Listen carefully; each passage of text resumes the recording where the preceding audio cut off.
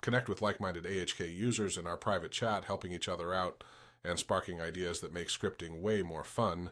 Witness how club members crush real AHK projects. It's eye-opening proof that our community sparks creativity and success. I just put a lot of time into that tool. Right. I could demonstrate it. Okay, thank you, Connie. Oh, and then Ray had I have a question on how to set VS Code.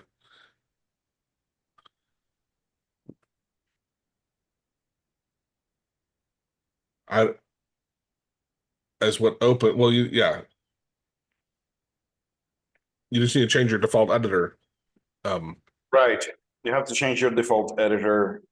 You can use the dash, AutoHotkey dash, and change the editor there. Well, let's let Connie Yeah, demonstrate let's the tool look at again. that and then we're gonna see that. Our script maker can change your editor also.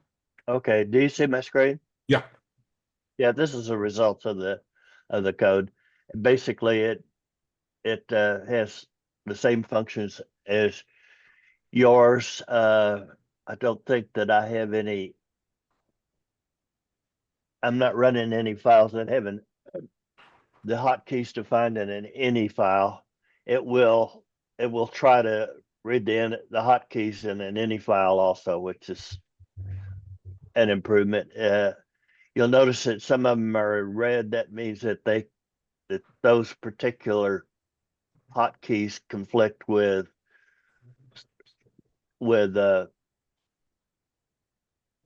some Windows applications. So if you, I don't know, remember which, I don't think it tells us which one, but one of the things you can look at all the Windows shortcuts in here, and for instance, F7 is display command history. So I think that was the one that it was complaining about.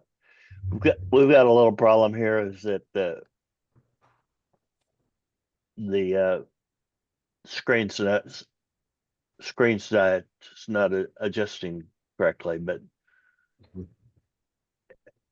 So the DPI settings actually change it, is what you're saying? when I go over here to the shortcuts, it's not scrolling correctly. Oh, okay, I see. And if you just enlarge it, then it gives you the whole screen. I don't know what that. We haven't had a chance to look to see And what what does that your is search on that screen do? on here. Yeah.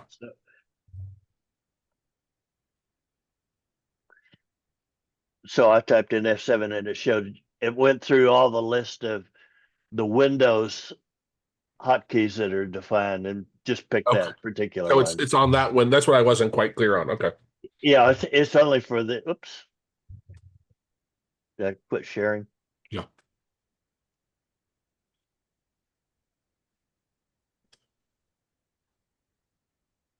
And how do you get back to it? So, and there's a search here too, if you wanted to find city. And is it also set up if you double click it, it will open in your default editor on that line? Yes, it will. Now, I say that, but I think that let me try it. Edit the script. The problem is that my default, the program only knows about VS Code and site. So we need to go in and modify it so it knows it reads what the default editor is and uses it. But currently I have my default editor as ASM, so it doesn't know how to open it. But Yeah. if I switched back to site, then it would open at line 16 in that script path. So you'll notice that it looks very much like yours. Yeah. What I did was gave it yours and said, write a V2 version of it. Okay. Yeah. And I don't know how. And how do you tell it not to look at certain files? There's an any file. Oh, okay. that you can tell it to exclude files. Okay. Right.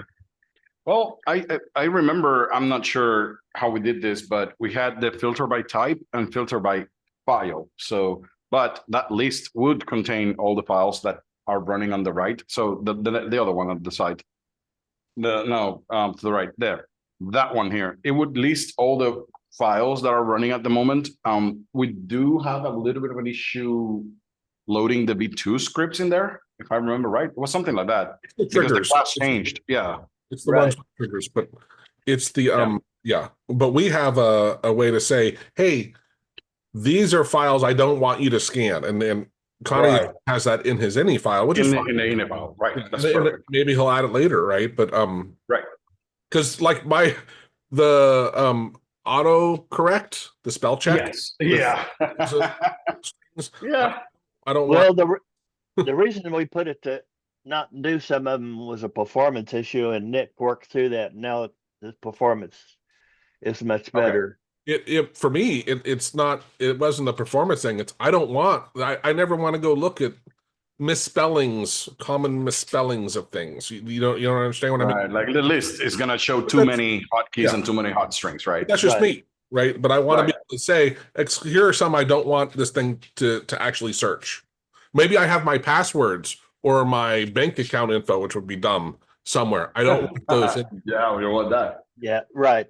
The other thing that Nick just added is there's another any file that you can specify a directory of where your auto hotkeys are, and then it will search all of your auto hotkeys and look for all those scripts and look for hotkeys and hot strings, even though they're not running. Ooh, see that anyway. Okay, yeah, I wouldn't like that, but it's still that's me, right? That's fine. Yeah, you might want to look at it once. Yeah. Yeah, I get your point, Connie. It would be good to know that at least at one point, maybe I'm not running it right now, but I do have one I'm just not running now. I can see the use case, but boy, I sure, like you said, that's a rarity, right? And Yeah. and it took several minutes for it to read all of my auto hotkeys. Now I could have any file you could make a subset of that. Right now, all of my hotkeys are in one directory. So I just pointed that directory, but I could specify a subset of that if I wanted to. Cool. Okay.